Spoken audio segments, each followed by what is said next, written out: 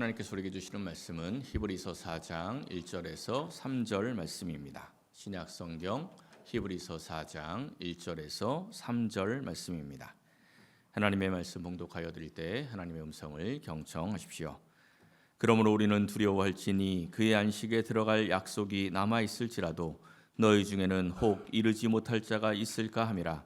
그들과 같이 우리도 복음 전함을 받은 자이나 들은 바 그 말씀이 그들에게 유익하지 못한 것은 듣는 자가 믿음과 결부시키지 아니함이라. 이미 믿는 우리들은 저 안식에 들어가는도다. 그가 말씀하신 바와 같으니 내가 노하여 맹세한 바와 같이 그들이 내 안식에 들어오지 못하리라 하셨다 하였으나 세상을 창조할 때부터 그 일이 이루어졌느니라. 아멘.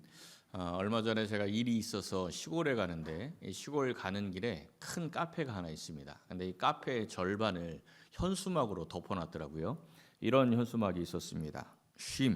쉬는 것도 능력입니다. 이렇게 써 있더라고요. 쉬는 것도, 잘 쉬는 것도 능력이 된다는 거죠. 이 쉼이 중요하다는 것은 다들 잘 알고 있습니다. 그런데 이제 중요한 것은 어떻게 쉬어야 하는지를 잘 모를 때가 있습니다. 이 쉼이 능력이 되려면 잘 쉬어야 능력이 되지, 잘못 쉬면 오히려 이 부작용이 생기게 되겠죠. 사람들마다 쉬는 방법들이 다 다릅니다. 우리 원로 목사님은 그 북한산 험한 산을 오르내리면서 스트레스도 풀고 힐링도 된다고 하시는데, 어떤 사람들은 산 밑에만 갖다 놔도 그 산 오를 생각에 스트레스 받는 분들이 있죠. 사람마다 좀 다른 거예요.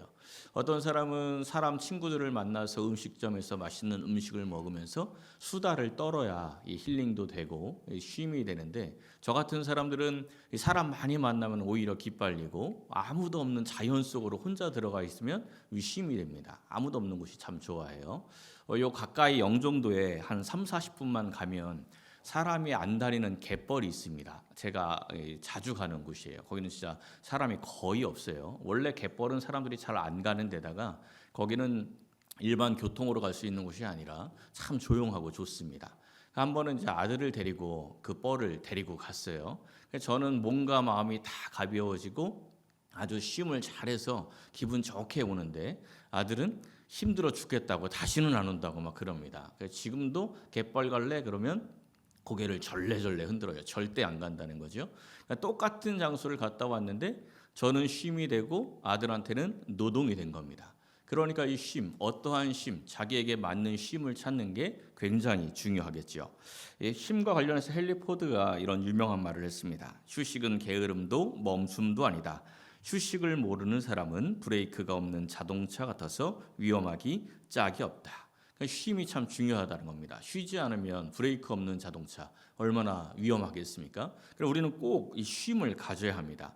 근데 이 세상에서의 쉼이 중요한데, 세상에서만 쉼이 중요한 게 아니라 우리의 신앙에 있어서도 쉼이 아주 중요합니다. 우리의 신앙생활의 목적이 뭐죠? 두 글자로 뭐라고 이야기합니까? 구원이라고 하잖아요. 우리가 구원을 받기 위해서 신앙생활하는 겁니다. 그런데 이 성경에서 구원을 또 다르게 표현하면 뭐라고 표현하냐면 안식, 이렇게 표현을 합니다. 안식이 바로 이 구원이 되는 겁니다. 우리 예수님의 말씀을 보십시오. 수고하고 무거운 짐진 자들아 다 내게로 오라. 왜 오라고 말씀하십니까? 내가 너희를 쉬게 하리라.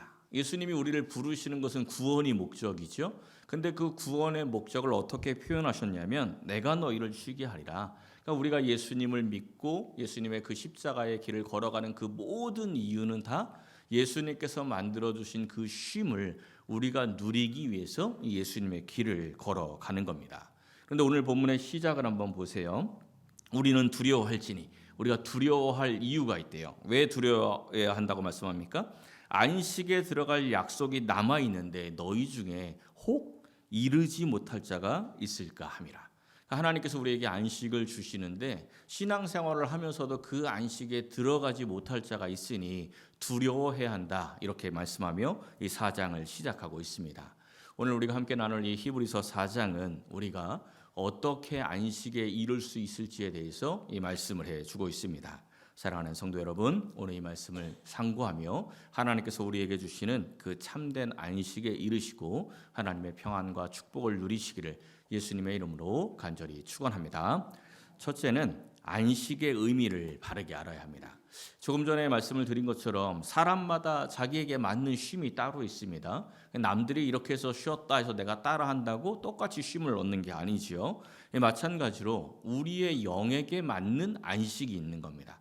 우리의 영이 찾아야 할 안식이 있어요. 그냥 아무렇게나 쉰다고 해서 우리의 영이 안식을 얻는 것은 아니라는 겁니다. 출애굽한 이스라엘 백성들이 안식에 들어가지 못한 이유가 뭐였죠? 우리 지난주 3장 나눌 때 안식에 들어가지 못한 이유가 한번 나왔었지요. 이렇게 말씀합니다. 이스라엘 백성들의 마음이 미혹되어서 항상 미혹되어서 하나님의 길을 알지 못했다. 하나님의 길을 알지 못하니 그 결과 안식에 들어가지 못했습니다. 그럼 왜 이스라엘 백성들의 마음이 항상 이렇게 미혹이 되었습니까? 이유는 간단한 거예요. 하나님이 주시는 안식이 뭔지 몰랐던 겁니다. 하나님께서 이 애굽에서 고통당하고 있던 이스라엘 백성들을 건지시고 출애굽시키신 목적이 뭐냐면 그들에게 안식을 주는 겁니다. 하나님이 안식을 주신다고 이스라엘 백성들을 건져 주었는데 이스라엘 백성들이 광야에서 계속 원망하고 불평했던 이유는 이스라엘 백성들이 기다렸던 안식이 하나님의 안식이 아니라 세상의 안식이었기 때문입니다. 그러니까 하나님께서 주시는 안식을 향하여 걸어가는데 계속 원망하고 불평할 때 어떤 말을 자꾸 반복해서 하죠? 어디에서? 애굽에서는. 왜 자꾸 애굽에서는 이야기를 합니까? 하나님은 하늘나라에서의 그 안식을 말씀하고 있는데 이스라엘 백성들은 애굽에서 육체 노동하다가 가끔 한 번씩 얻게 되는 그 육체의 안식, 그 안식을 못 잊어서 애굽에서는 이렇게 일하다가 이런 안식을 얻었는데 왜 하나님은 그 안식을 안 주고 우리를 이렇게 엉뚱하게 끌고 가는 거야? 애굽에서는 이렇게 원망하고 불평했던 것이죠. 그런데 하나님께서 우리에게 주시는 안식은 세상의 안식과는 전혀 다릅니다. 전혀 다른 이야기라는 거예요. 성경에서 안식이라는 단어가 처음 나오는 것이 창세기 2장입니다. 창세기 2장에 이런 말씀이 나오죠. 하나님이 그가 하시던 일을 일곱째 날에 마치시니 일곱째 날에 마치시고 뭐 하셨대요? 안식하셨다. 이게 성경에 나오는 최초의 안식이라는 단어입니다. 이 말씀이 우리에게는 굉장히 익숙하지만 사실 구약시대 또 종교학적으로 볼 때 이 말씀은 굉장히 이상한 말씀입니다. 어디가 이상한지 혹시 아시겠어요? 어디 부분이 이상한지 아시겠습니까? 하나님이 그가 하시던 일을, 이 부분이 굉장히 이상한 부분이에요. 하나님이 뭘 했대요? 하나님이 일을 했다고 지금 말씀하고 있습니다. 중동 지방의 신화들을 보면요, 이 중동 지방 신화들은 신이 하나가 아니고 여러 신들이 있습니다. 근데 높은 신, 이 높은 신은 절대 일하지 않습니다. 하급 신들이 일을 해요. 하급 신들이 일을 하지 높은 신은 절대 일을 하지 않는데 여기서 지금 하나님이 일한다고 이야기하죠. 최초의 신화이자 또 성경과 비슷한 이야기가 많다 해서 유명한 메소포타미아의 신화집이 있습니다. 길가메시 서사시라고 굉장히 유명하죠. 그 길가메시 서사시에 이런 내용이 나옵니다. 그냥 간략하게 요약을 하면 하급 신들, 작은 신들이 맨날 노동하다가 지쳐가지고 상급 신들한테 데모를 해요. 그러니까 상급 신들이 비상대책 회의를 열어서 누구를 만들기로 합니까? 인간을 만들기로 하죠. 여기서 보니까 인간을 창조한 이유가 뭐예요? 일시키려고 인간을 창조했죠. 근데 이 길가메시 서사시뿐 아니라 이집트 신화나 그리스 로마 신화 그리고 세계 곳곳에 있는 대부분의 신화들을 보면 인간 창조의 목적은 일입니다. 노동이에요. 신을 위해서 일을 시키려고 인간을 창조한 거예요. 그런데 성경이 지금 전혀 다른 이야기를 하고 있는 거죠. 누가 일한다고요? 하나님이 왜 일했을까요? 하나님이 천지를 창조하셨습니다. 에덴 동산을 만드셨어요. 그 다음에 누구를 거기다 두지요? 사람을 둡니다. 그러니까 누구를 위해서 창조하신 거예요? 사람을 위해서 하나님이 열심히 일하시고 나서 사람이 안식할 수 있는 동산을 만들고 나서 사람을 창조하여 거기다 두시면서 야, 나와 함께 안식하자 이렇게 말씀하신 거예요. 그래서 일곱째 날에 안식하셨다 했는데 날이라고 번역된 단어가 이겁니다. 단순히 하루가 아니에요. 빛의 기간, 하루, 막연한 때, 시간의 한 지점, 한 해 이렇게 사전에 보면 이렇게 써 있습니다. 그러니까 일곱째 날에 안식했다 이 말씀은 창조를 완성하신 후에 하나님께서 빛의 기간 동안에 계속 안식을 하셨다는 겁니다. 근데 이 안식이 언제 깨어집니까? 빛의 기간이 끝나면 안식이 깨어지겠죠? 빛의 기간을 누가 끝냈을까요? 사람이 죄를 범하면서 생명의 빛이신 하나님에게서 떠나니까, 빛에게서 떠나니까 안식이 깨어집니다. 그래서 안식이 깨어지고 나서 하나님께서 사람 아담과 하와에게 뭘 이야기했어요? 너희들에게 뭐가 들어온다? 수고가 들어온다. 이게 창세기에 보면 나오죠. 이 여자와 남자에게 각자 수고가 들어옵니다. 안식이 깨어진 거예요. 그런데 중요한 게 사람만 수고가 들어온 게 아닙니다. 요한복음 5장을 보면 베데스다에서 38년 된 병자를 우리 예수님께서 고쳐주시는 장면이 나옵니다. 38년을 누워 있었으니 이 사람이 벌떡 일어나게 됐으니 얼마나 큰 기적입니까? 근데 그 기적을 일으킨 날이 안식일이었어요. 그러니까 유대인들이 예수님을 박해합니다. 왜 안식일 날, 일하면 안 되는 안식일 날 왜 이 사람을 고치느냐 하면서 예수님을 막 박해를 합니다. 그때 우리 예수님이 하신 말씀이 있어요. 이렇게 말씀하십니다. 내 아버지께서 이제까지 일하시니 나도 일한다. 누가 일한다고요? 내 아버지. 내 아버지가 누구죠? 하나님이 일하신다. 지금 예수님이 이렇게 말씀해요. 하나님은 창조 다 끝냈잖아요. 창조 다 끝냈고 안식했죠. 창조가 완성이 되었기 때문에 하실 일이 없습니다. 근데 왜 지금 내 아버지가 지금까지 일해야 되죠? 누가 망쳤어요? 사람이. 하나님이 완성해 놓은 그 세상을 사람의 죄로 인하여 망쳐놨기 때문에 하나님이 다시 일하시는 거예요. 누구를 위해서? 그렇죠. 우리를 위해서. 우리를 다시 안식으로 초청하기 위해서 하나님이 일하고 계시는 겁니다. 그래서 하나님이 일하시고 예수님이 일하시는 거죠. 창세기와 요한복음의 말씀을 한번 보십시오. 창세기를 보니까 하나님이 천지 만물을 다 이루셨습니다. 그 다음에 뭐가 생겼어요? 안식이 생겼죠. 안식이 들어왔어요.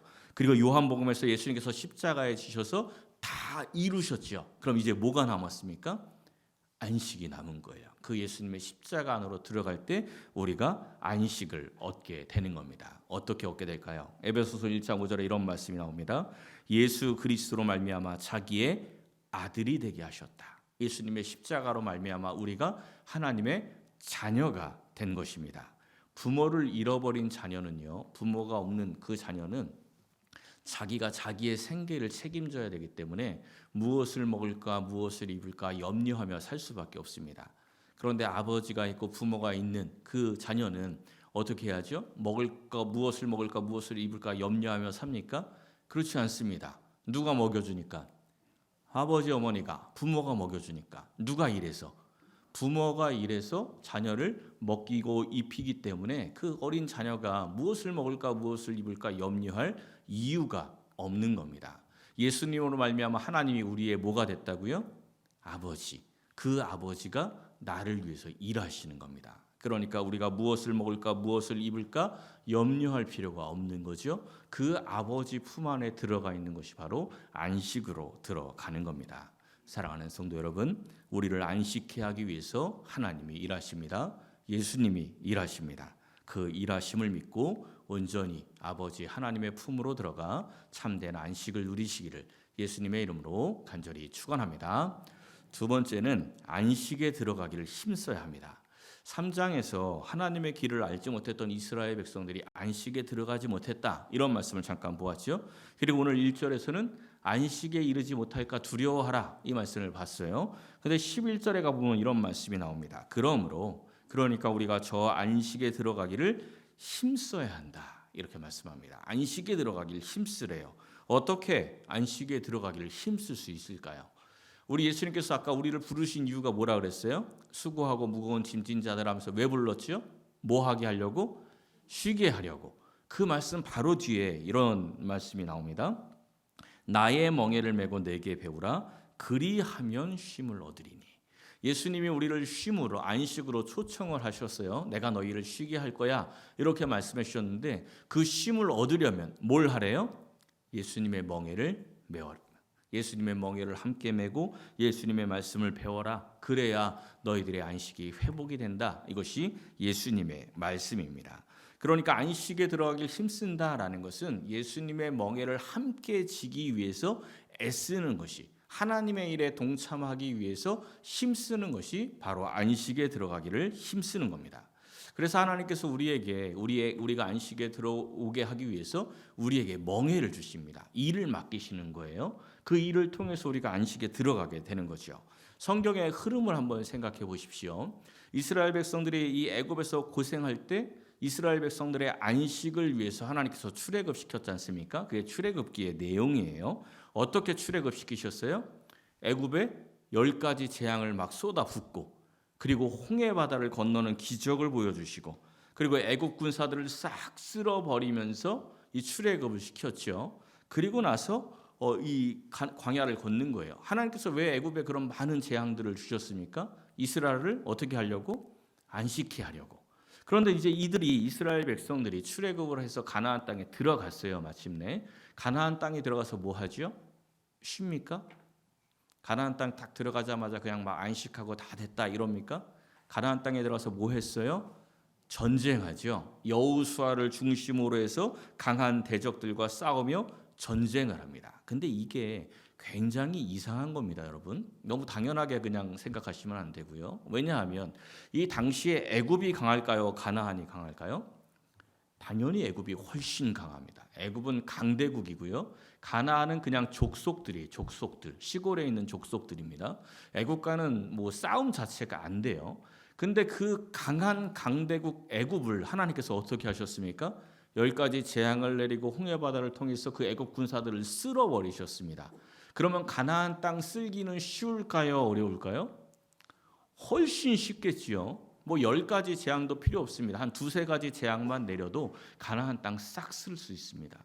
그럼 귀양 하나님께서 약속의 땅 주시는 거 가나안 땅 싹 청소해 놓고 얘들아 다 준비됐다? 이렇게 하면 이스라엘이 그냥 빈집 들어가듯이 들어가서 편안하게 안식하면 하나님 주시는 안식이 이거네 하고 원망 불평도 없이 굉장히 좋았을 텐데 왜 애굽에서는 다 쳐놓고 가나안은 그대로 남겨둬서 그 고생을 하게 만들어 주셨을까요? 복권 당첨되고 나서 인생 망가지는 사람들 가끔 있지요. 그 사람들이 망가진 이유가 뭡니까? 돈이 문제인가요? 돈이 문제가 아니고 그만한 돈을 쓸 만한 준비가 안 된 거예요. 그 정도의 돈을 써본 적도 없고 그만한 돈을 어떻게 써야 할지 준비도 안 돼 있으니까 그냥 여기저기 말 듣고 그 돈 막 쓰다가 그냥 쫄딱 망하고 도리어 부채를 얻게 되는 그런 일들이 생기는 겁니다. 하나님께서 이스라엘 백성들에게 가나안 전쟁을 하게 하신 이유는 단순히 그 땅에 있는 적들을 몰아내는 것이 목적이 아닙니다. 하나님의 목적은 그들을 쫓아내는 게 목적이 아니고 이스라엘 백성이 하나님의 백성답게 성장시키는 게 목적인 거예요. 하나님이 주실 그 안식을 하나님의 땅에서 누리고 살 수 있을 정도로 성장해야 제대로 그 안식을 누릴 수 있기 때문에 그 전쟁을 만나게 하신 겁니다. 그러니까 이와 마찬가지로 우리가 이 세상을 살아갈 때 만나는 모든 고난, 모든 어려운 환경들, 모든 상황들은 하나님께서 우리를 하나님의 백성으로 하나님의 안식을 누릴 만한 사람으로 성장시키기 위해서 만들어가는 그러한 과정입니다. 이 과정을 깨닫고 나면 마음에 안식이 찾아옵니다. 진짜 평안이 찾아오는 거예요.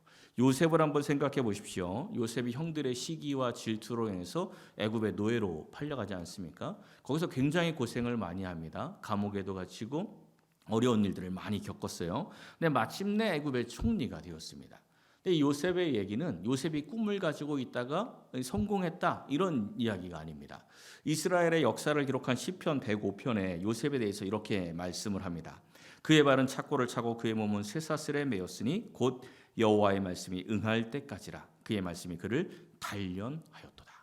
요셉이 그 고생을 한 것은 하나님의 말씀이 이루어지기까지 요셉을 단련시켰다. 거꾸로 이야기하면 요셉이 단련이 돼야 하나님의 그 모든 뜻들이 이루어졌을 때 그 일을 감당할 수 있다. 이런 이야기입니다. 하나님의 일을 감당시키기 위해서 요셉을 단련시켰다는 거죠.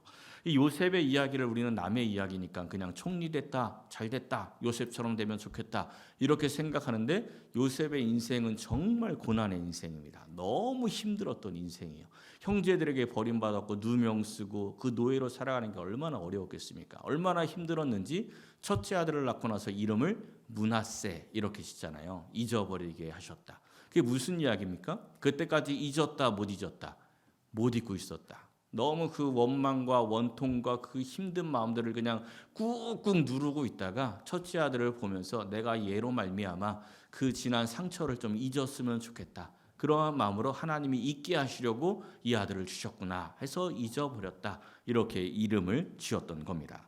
그런데 그 원망과 불평, 마음의 상처를 가지고 있었던 요셉이 나중에 이 자기가 요셉인 걸 모르고 애굽의 총리인 줄 알고 와서 절을 하는 그 형들을 보면서 깨닫게 되죠.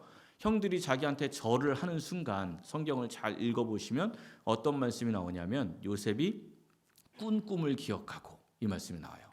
그러니까 자기가 어릴 때 꾸었던 꿈 생각도 안 하고 살다가 형들이 자기한테 절하는 순간 옛날에 자기가 어린 꿈을 꾼 게 기억이 난 겁니다. 그 꿈이 딱 기억나는 순간 어떤 해석이 됩니까? 아, 내가 그동안 고난당했던 것이 형제들이 배신하고 그리고 여러 가지 상황 때문이 아니었구나. 하나님의 계획 속에 내가 있었구나. 하나님이 나를 이렇게 만들어 오신 거구나. 그래서 나를 마침내 애굽의 총리가 되어서 애굽뿐 아니라 이스라엘까지 구원할 수 있도록 하나님이 만들어 주신 거였구나. 이걸 딱 깨달았습니다. 깨달은 순간 마음에 안식이 찾아오죠. 평안이 찾아옵니다. 형들을 용서하지 못했던 마음들이 다 용서가 되는 거예요. 그러니까 깨닫고 나서 형들에게 뭐라고 이야기합니까? 이렇게 이야기합니다. 하나님이 나를 당신들보다 먼저 보내셨다. 니들이 나 팔아서 내가 애굽에 온 게 아니고 하나님의 계획이었어. 하나님의 섭리였어. 이 깨달음이 오고 나니까 그 원수 같은 형들에게 어떻게 합니까? 형들의 가족까지 내가 다 책임질게. 그게 하나님의 뜻이야.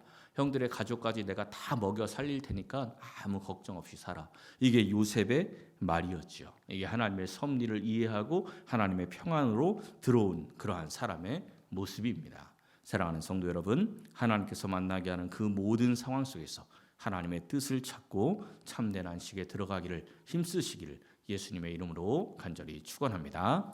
마지막 세 번째는 말씀과 믿음을 결부시켜야 합니다. 2절 말씀을 한번 보십시오. 이스라엘 백성들의 실패 원인이 나옵니다. 결정적인 실패 원인이죠. 뭐래요? 말씀이 믿음과 결부되지 않았다. 이런 이야기입니다. 말씀이 믿음과 결부되지가 않으니까 말씀이 그들에게 유익이 되지 않았다는 거예요. 애굽에서 있을 때 이스라엘 백성들이 하나님의 말씀 들었던 그 말씀 제일 첫 번째 주신 말씀이 바로 이 말씀입니다. 너희가 애굽에서 당한 일을 확실히 보았다. 내가 너희를 애굽의 고난 중에서 인도하여 내어 젖과 꿀이 흐르는 땅으로 올라가게 하겠다. 이 하나님께서 제일 먼저 주신 말씀이에요. 그리고 이 말씀을 믿게 하기 위해서 이스라엘 백성들 앞에서 모세가 여러 가지 이적들을 먼저 행합니다. 그 이적을 행하면서 진짜 하나님이 보냈구나 이걸 믿게 만들어요. 그리고 그 다음에 바로에게 찾아가는 거예요. 그리고 애굽에 10가지 재앙이 일어났죠. 그 다음에 뭐가 일어납니까? 홍해바다가 갈라졌죠. 광야에서 만나와 메추라기를 먹었죠. 구름 기둥과 불 기둥으로 보호하셨고 반석을 깨어서 샘을 내 주었습니다. 이 다양한 경험들을 이스라엘 백성들에게 하게 하신 이유가 뭐죠? 하나님의 말씀을 믿으라고. 내가 너희를 젖과 꿀이 흐르는 땅으로 데리고 갈 거야. 올라가게 할 거야. 이거 믿어. 내가 이런 기적 보여주잖아. 이게 하나님께서 보여주신 거였거든요.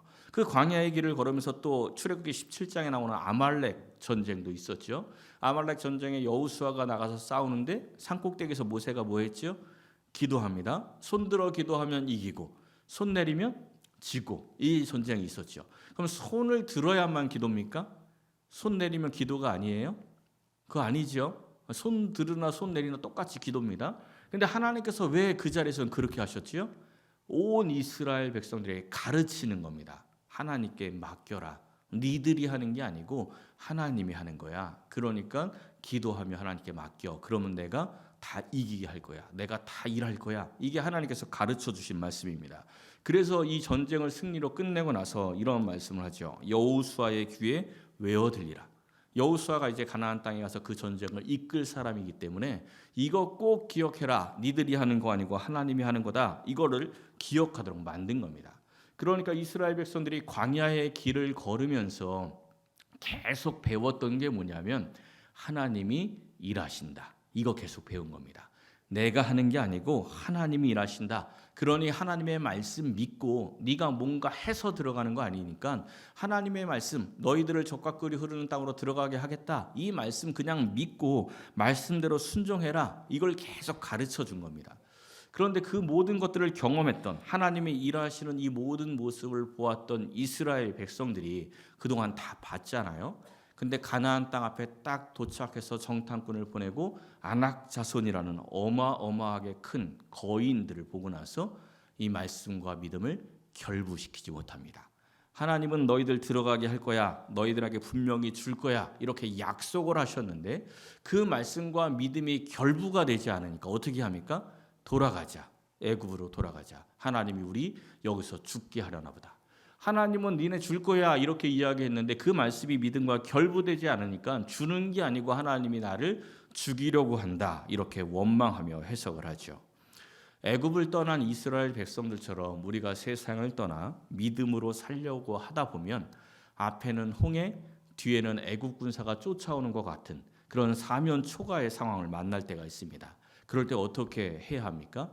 이스라엘 백성들은 그 시간에 원망 불평했지요. 그들에게는 이 해답지가 없었기 때문입니다. 우리는 말씀을 통해서 해답지를 이미 받았지 않습니까? 해답이 뭡니까? 출애굽기 14장에 나오죠. 너희는 두려워하지 말고 가만히 서서 여호와께서 오늘 너희를 위하여 행하시는 구원을 보라. 하나님이 너를 위해서 할 일을 봐. 그냥 봐. 원망하고 불평하지 말고. 이것이 하나님이 주신 말씀이죠. 이 말씀을 우리의 믿음과 결부시켜서 하나님이 하실 일을 기대해야 합니다.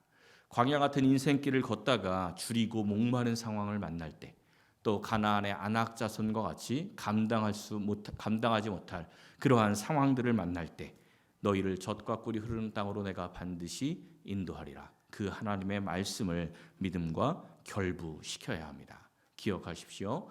이스라엘 백성들이 실패했던 것은 하나님의 말씀이 없어서가 아닙니다. 이스라엘 백성들은 하나님의 말씀이 있었습니다. 말씀을 들었죠. 왜 실패했습니까? 그 말씀을 믿음과 결부시키지 못했기 때문입니다.